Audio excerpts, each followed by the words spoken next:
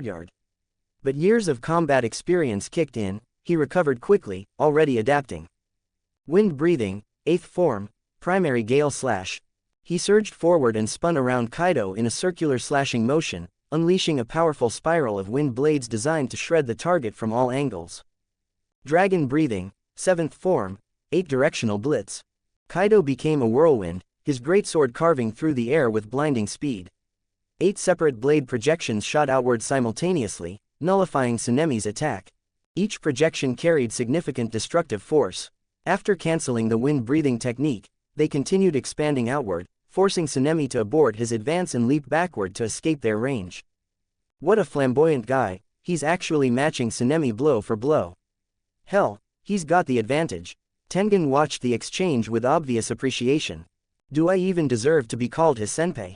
Gyu muttered to himself. Wind breathing, 5th form, cold mountain wind. A wide area attack, massive rotating wind blades launched from above. Tsunemi had once used this technique to counter Gyu's water-breathing 7th form. After countless exchanges, Tsunemi was getting frustrated.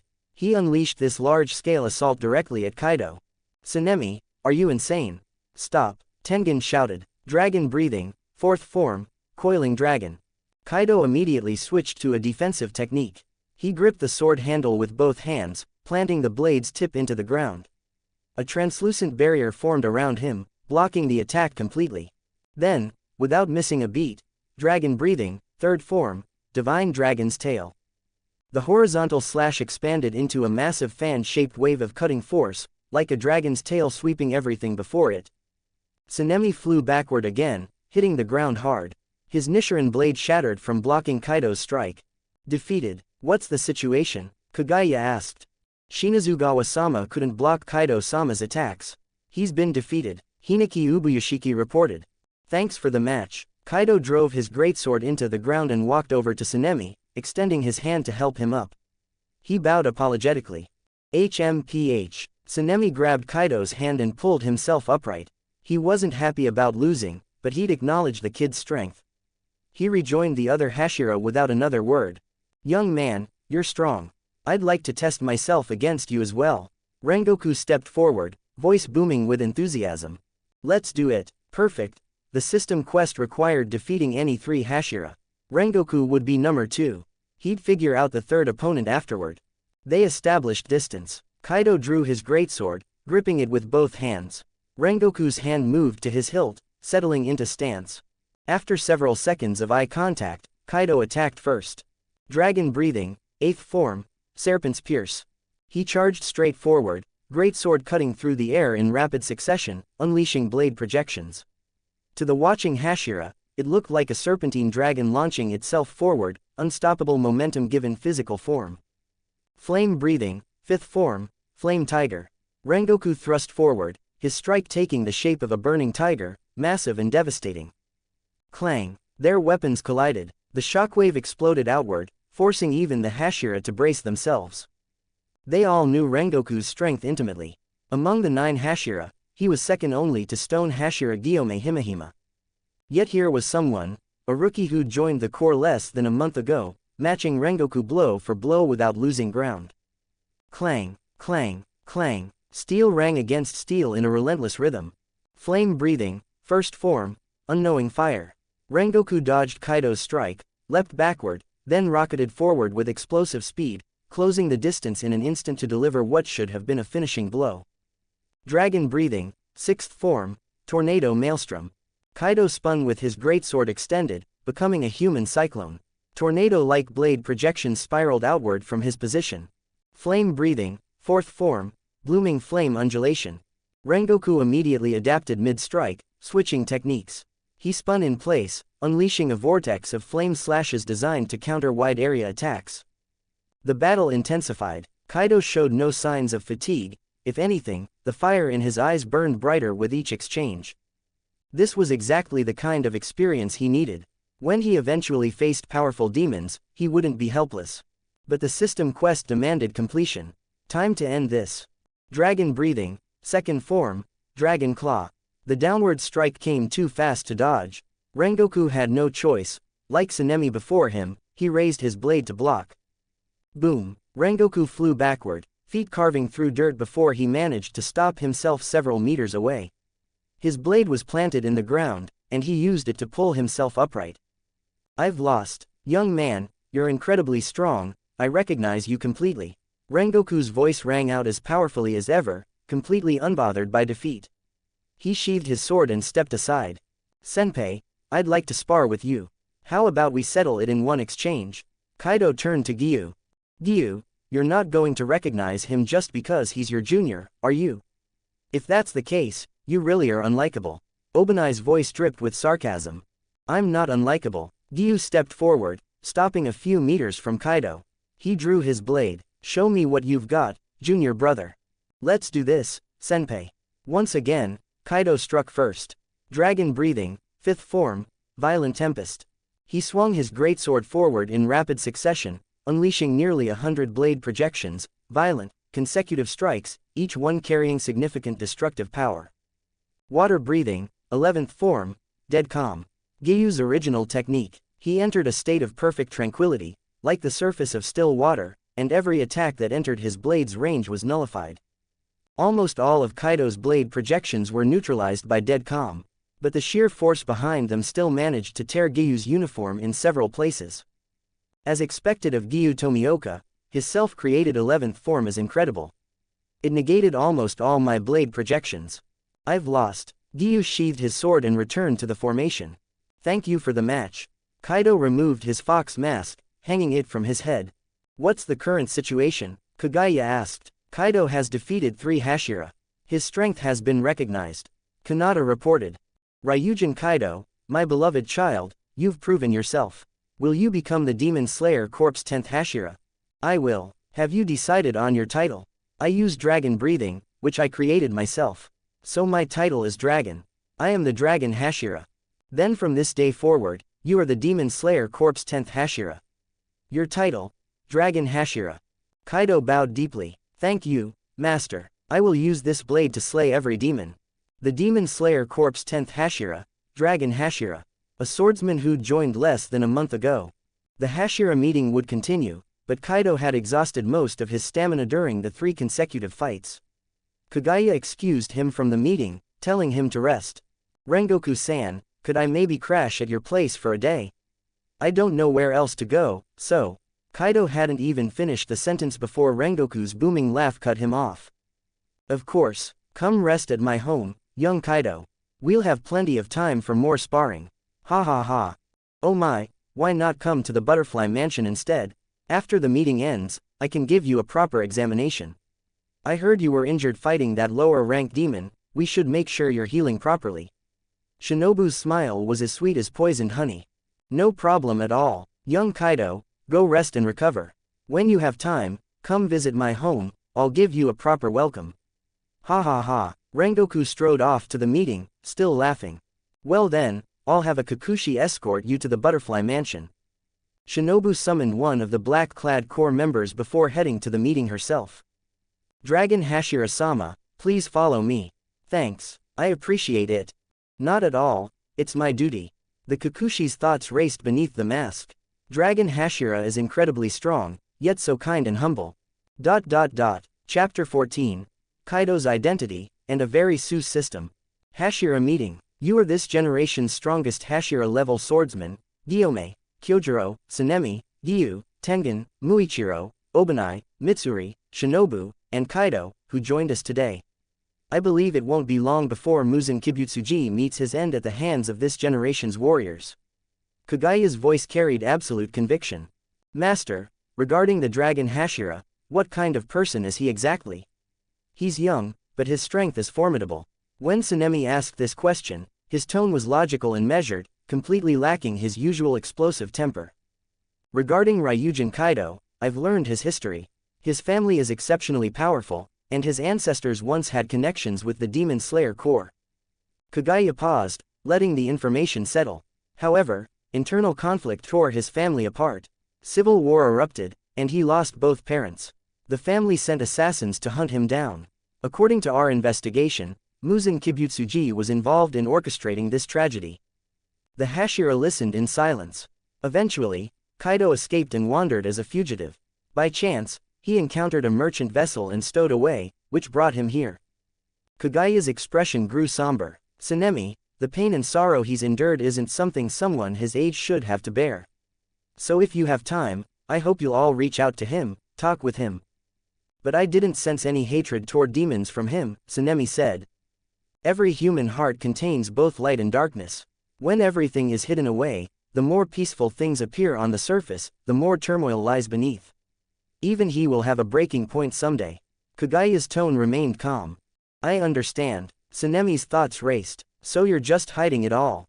If those traitors from his family were to die. Kagaya seemed to read Tsunemi's thoughts. Tsunemi, you must never do that. His family was powerful enough that even Muzan Kibutsuji couldn't oppose them. And they're all gone now.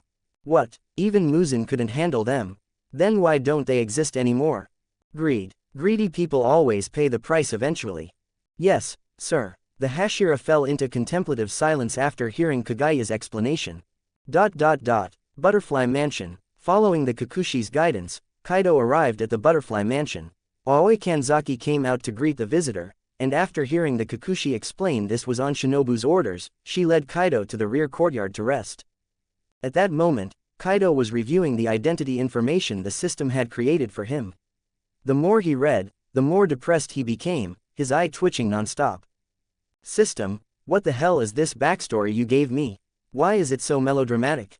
Family conflict, exile and wandering, and you tied it to that bastard Muzan, that effeminate piece of garbage boss. Ding. If host is dissatisfied, the system can rearrange the identity. However, everything will reset from the beginning. A cross-shaped vein popped on Kaidō's forehead, but after thinking for a moment, he let it go. He was just a visitor to this world. Once the quests were complete and his interdimensional energy hit 100%, he'd leave. Why get worked up over the details? Forget it, I'm just passing through anyway. No need to rearrange anything. Understood. The system went silent. Let's check the quest rewards. Ding. Quest complete. Defeat any 3 of the 9 Hashira to prove your strength. Progress. 3/3. Rewards. Enhanced Mental Reinforcement Serum X1. Custom Demon Slayer Core Uniform, Enhanced Interdimensional Energy plus 7%. Current Interdimensional Energy, 30%. Another step closer to going home. I'll use the Enhanced Mental Reinforcement Serum tonight. He turned his attention to the core uniform, and immediately, 2 more cross-shaped veins appeared on his forehead. System, I have every reason to suspect you're a complete degenerate. The core uniform the system provided was actually pretty stylish, a black striped white hoodie, long enough to reach his knees given his height. The inner layer was a long-sleeved, high-collared white robe that, according to the system description, was breathable and maintained perfect temperature year-round. The boots were high tops that reached halfway up his calves. All of that was perfectly normal. What wasn't normal were the pants, denim short shorts that barely extended past his hips, complete with leather garter straps around the thighs.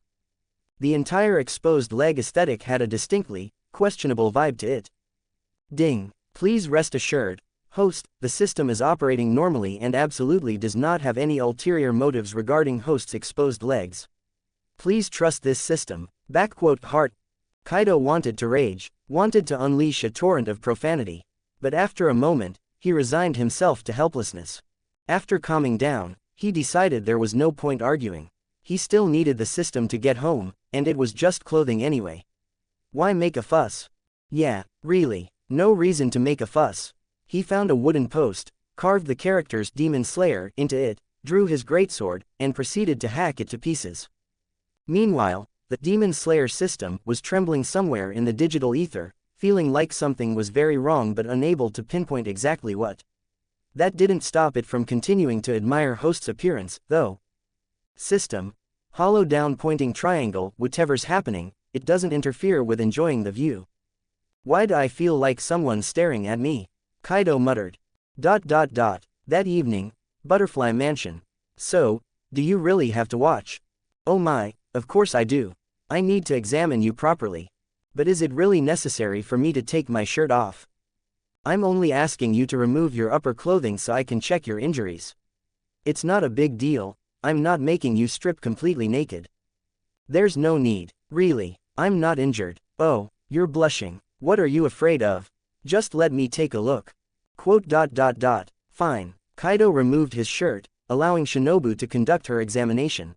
You know, you look so small, but your body is surprisingly well developed. Yufufu, Shinobu held her stethoscope with barely concealed amusement, clearly enjoying teasing him. Don't. Alright, I'll stop teasing you. Your body is basically fine, no major issues. She tilted her head, studying his forehead. But what's this mark? It looks so unusual. Is it a tattoo? And your eyes, why do you have heterochromia like Obanai? It's better if you don't know. The Demon Slayer mark reduced lifespans to a maximum of 25 years. His own mark was system provided and had no side effects, but if Shinobu learned about marks in general, she'd probably try to unlock one herself, especially since she still wanted revenge for her sister. Besides, he hadn't activated the mark during his sparring matches with the 3 Hashira. If he had, the other swordsmen nearby might have resonated with it and awakened their own marks. That could trigger a butterfly effect and drastically alter the timeline, an outcome he absolutely wanted to avoid. In retrospect, earning their recognition without activating the mark was probably for the best. As for his eyes, the phantom eye was a system reward. Even if he explained, Shinobu probably wouldn't believe him. Better to say nothing. Shinobu didn't press the issue, though she couldn't shake the feeling that the mark on his forehead was somehow different. She just couldn't articulate how. I've had Aoi prepare a room for you. Get some rest. Her smile never wavered, the mask she wore to imitate her late sister, hiding her true self.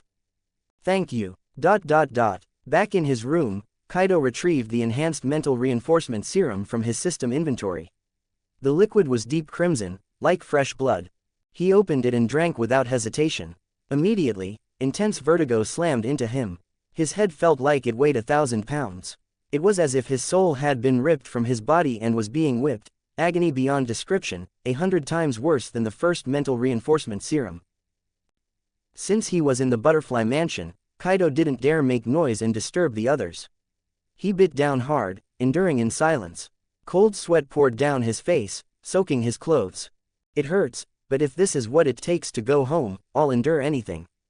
He didn't know how long it lasted. The enhanced serum's effects were too powerful. Eventually, Kaidō couldn't hold on any longer and passed out. The next morning, Kaidō woke feeling refreshed despite the ordeal. Remembering last night's suffering, he swore never to go through that again. But the benefits were undeniable. His mental strength had skyrocketed. His thoughts were clearer, his willpower more resolute. What's that smell? Something reeked. After sniffing around, he realized the source was himself, specifically, the dried sweat coating his body. Oh God, I stink. That has to be from sweating buckets during that nightmare last night. How the hell did I not die of dehydration? I don't know whether to feel lucky or cursed.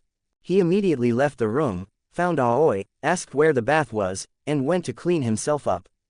That's so much better. Nothing beats a good bath. He changed into the system-rewarded uniform. Despite his earlier complaints, it was actually pretty comfortable. Dragon Hashira Ryujin Kaidō. Master summons. Master summons. Kuroha swooped down and landed on his shoulder. Got it. Kaidō strapped on his greatsword, positioned his fox mask on his head, and headed out with Kuroha. Morning, everyone. Kaidō arrived at the courtyard where the Hashira had gathered and greeted them with a smile. Good morning, young Kaidō. Rengoku's voice boomed as enthusiastically as ever. Yo, what a flamboyant outfit, truly worthy of someone as flamboyant as you. Tengen grinned. Tengen-san, you're looking pretty flamboyant yourself today. Forget riches or glory, being you is the only thing worth envying. Ha ha ha, I love that line. Tengen burst out laughing. Mitsuri-ne, Obanai-san, you both seem to be in good spirits today. Obanai was always happiest when he was near Mitsuri. Oh my, Kaidō-kun, good morning. That outfit is so adorable. Mitsuri beamed. You flatter me, Mitsuri-ne. You look beautiful today. He called me beautiful. Ah, I'm so happy. I want to hug him so badly. Mitsuri's internal monologue was working overtime. After greeting the other Hashira, Kaidō stood beside Gyu, waiting for the master's arrival.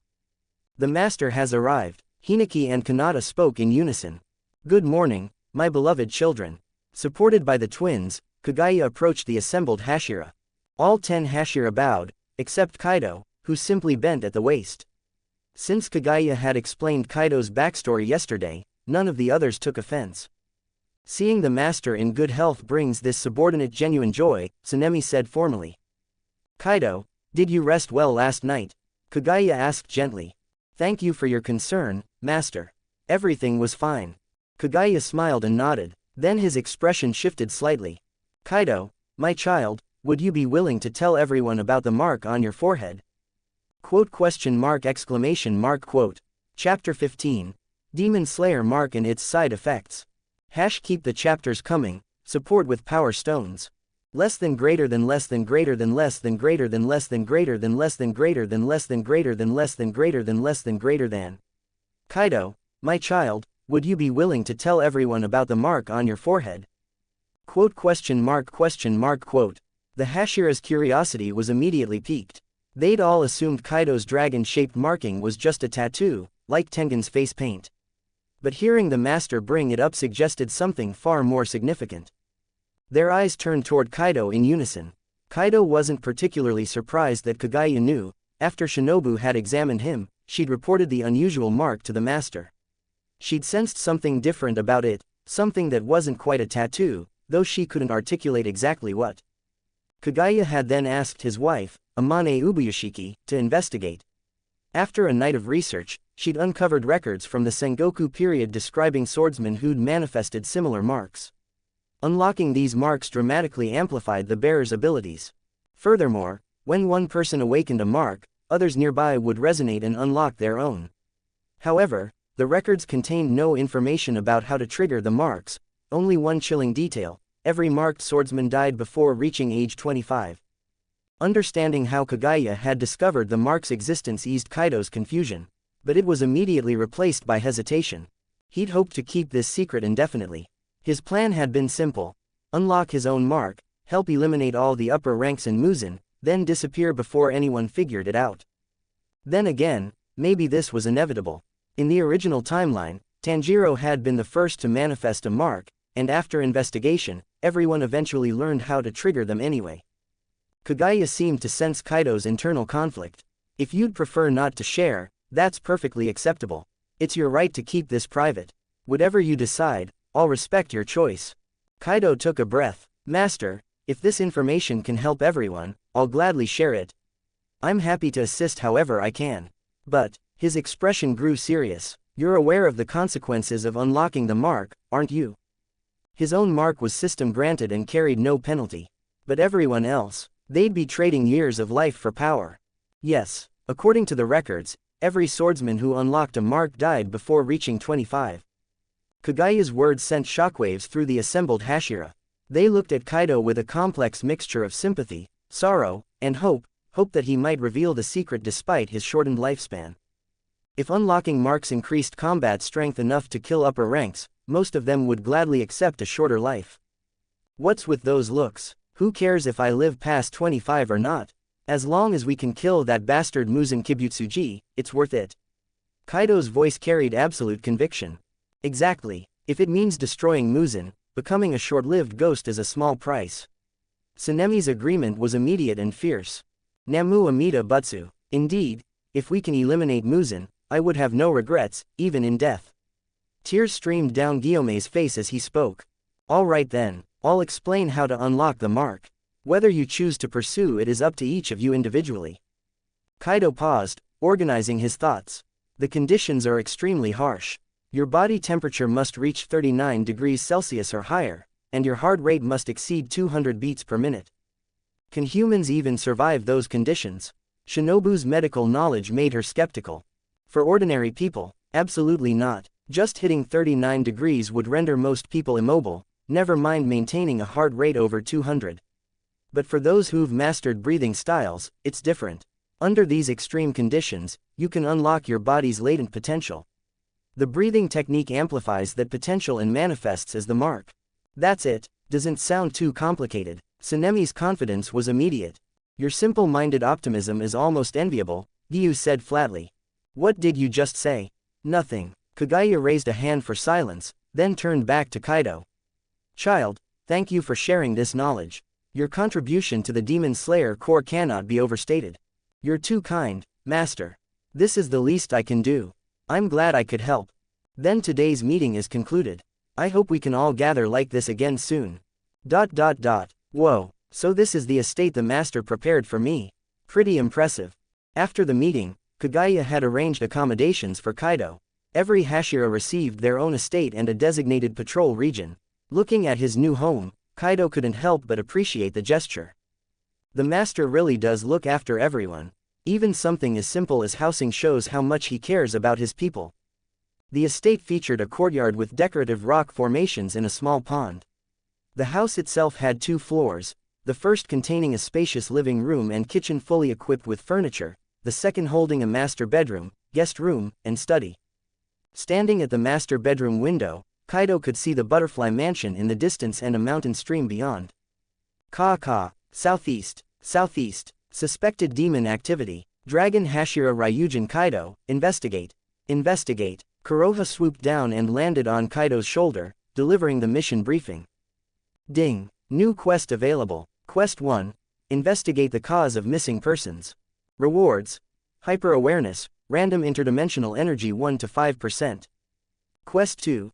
Eliminate lower rank 3, Wakuraba. Rewards. Dragon breathing final form, enhanced longevity pills X12, random interdimensional energy 5 to 15%. Hyper-awareness. Allows you to sense all movement within your vicinity, enabling faster reaction times in combat. Dragon breathing, 10th form, ultimate art, judgment slash, lock onto your target and unleash 10 consecutive strikes at lightning speed with unpredictable trajectories. Power scales with user strength.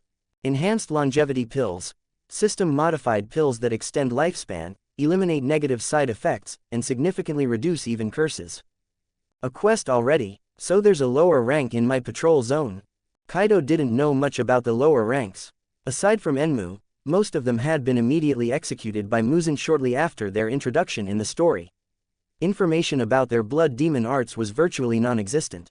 Got it, I'm on my way. His patrol zone, his responsibility. Time to investigate.